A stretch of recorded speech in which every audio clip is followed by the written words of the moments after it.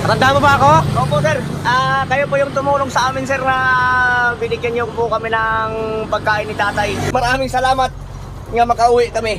Yan mga katrops, naiyak si kuya sa yun nga, nangyari kay tatay. May anak ka? Mayroon na akong anak sir, kambal sir, isang lalaki sa babae.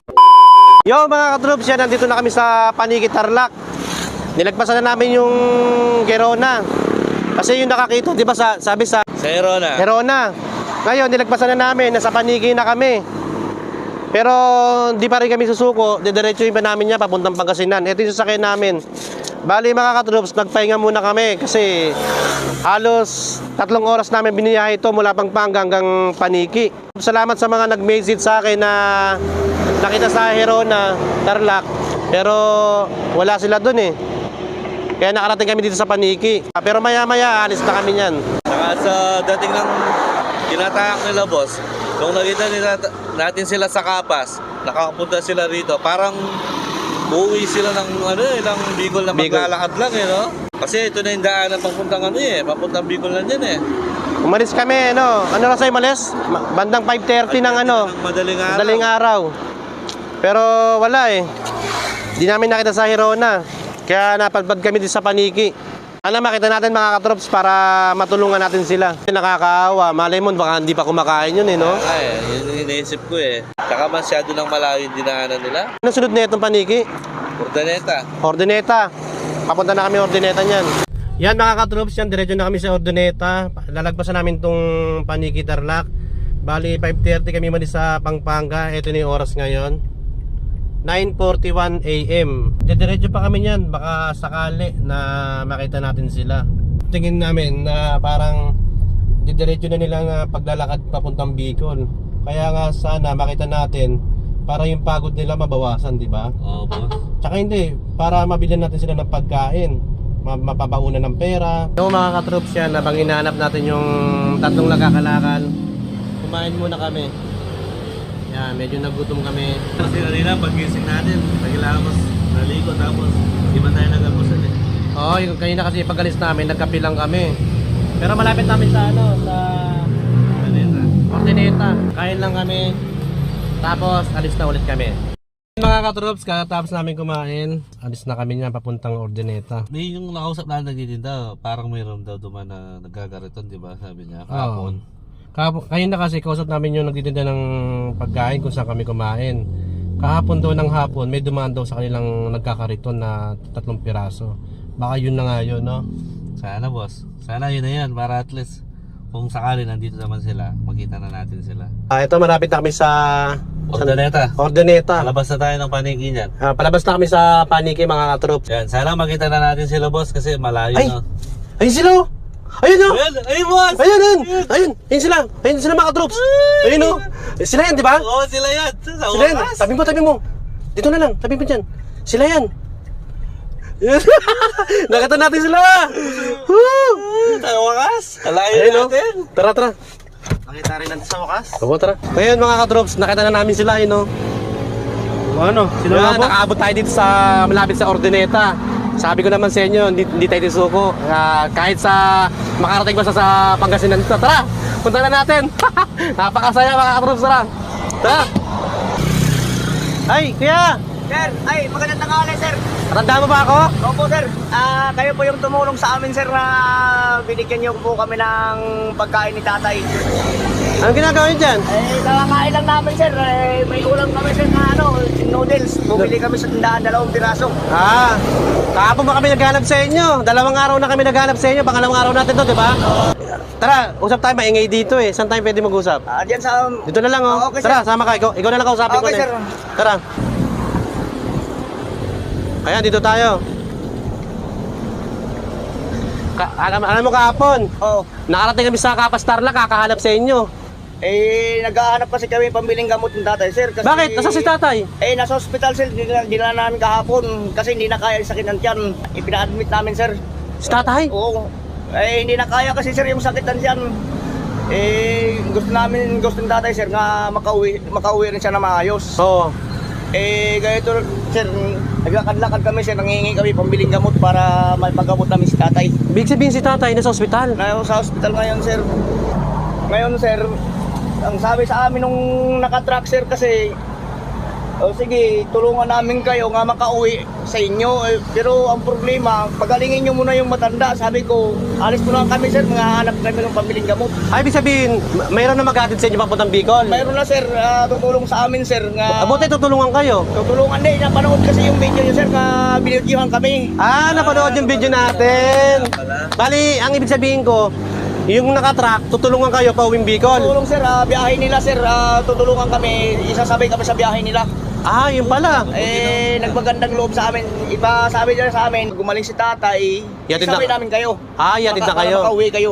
Adi, wala na kayong problema sa pamasahe Wala niyan. na, sir, ang ano lang namin sir, konting tulong lang sir nga makadagdag kami pambiling gamot sir. Magkano ba yung bill ni tatay? Sa ngayon sir, wala pa sir kasi nahihirapan kami sir manghingi kasi ng pambiling gamot sir kaysa hindi namin kasama si tatay eh. Ayun lang. Manghingi lang kami ng kunting tulong sir kahit saan sir. Tiyaga lang kayo kung may magbibigay sa inyo. Pero yung nag-video sa inyo, malaking tulong rin sa inyo kasi tinulungan din kayo. Ibig sabihin, napanood niya yung video namin, kaya iatid kayo. Opo sir. Pasalamatan mo ngayon sa video. Maraming salamat po sa tutulong sa amin na makauwi kami ng Bicol. Pangarap namin makauwi nga, hindi na kami magiging ganito sa highway. Maraming salamat. Lalo na yung tumulong din sa amin nga nagbigay sa amin ng pera nga makakain kami. Ayan, katapos namin kumain. Naiyak si kuya, naiyak. Gusto namin makauwi. Sana marami pang tumulong sa amin. Bigyan nyo kami ng kunting panahon nga makauwi kami. Hindi kasi alam ng pamilya ko nga ganito na ako sa Lapit mo ba? daan. Umiyak si kuya. Sana yung Lapit mo. tumulong sa amin, tulungan nyo kami. Tulungan nyo sila sir, kasi sila sir din ang nagbigay sa amin ng buhay nga makakain din kami at saka makatulong din kay tatay nga panggamot galing sa ospital. Maraming salamat sa tutulong. Maraming salamat nga makauwi kami. Yan mga katrops, naiyak si kuya sa yun nga, nangyari kay tatay. Hindi, alam mo makakaraos kayo niyan kasi alam ko magkakasama kayo eh. Ngayon kuya, di ba sabi nyo, mayroon na maghatid sa inyo. Mayroon na sir. Si tatay nasa ospital.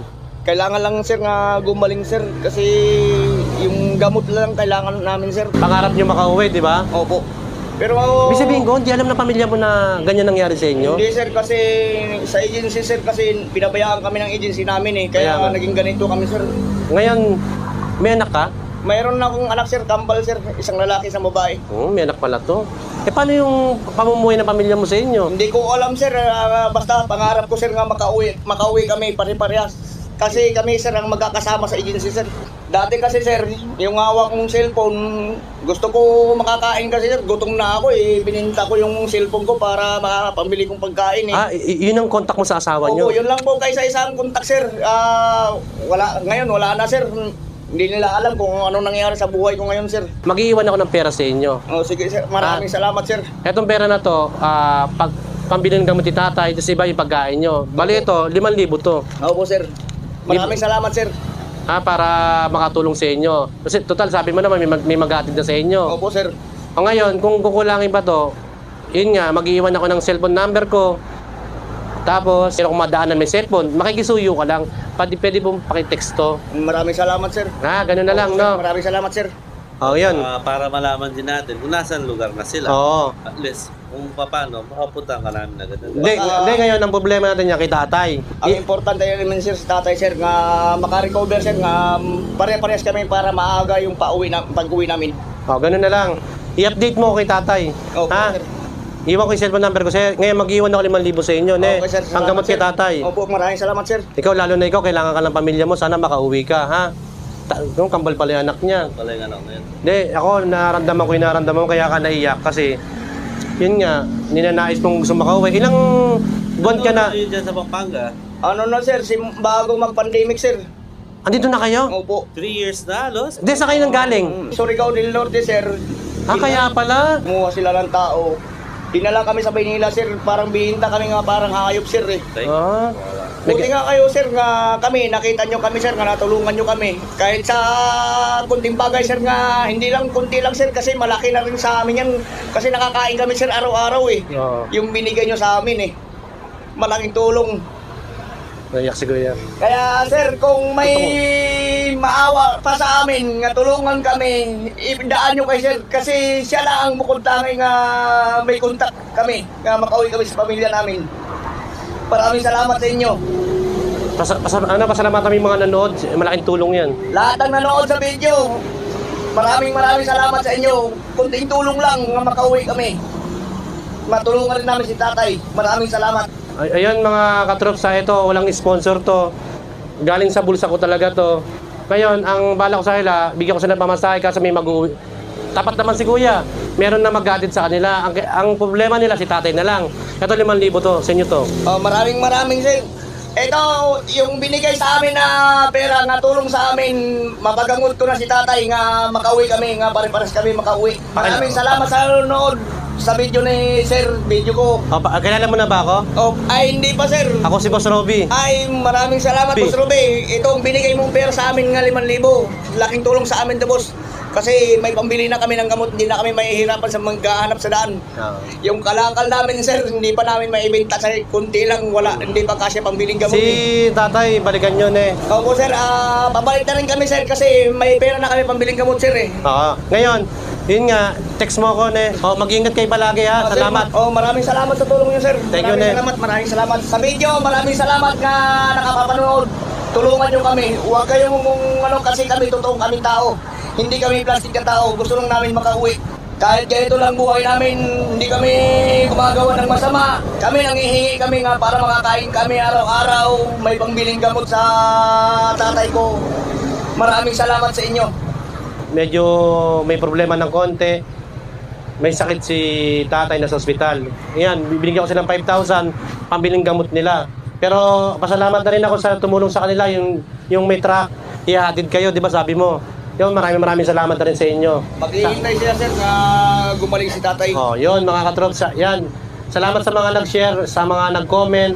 Maraming salamat. Hanggang dito na lang. Maraming salamat mga boss.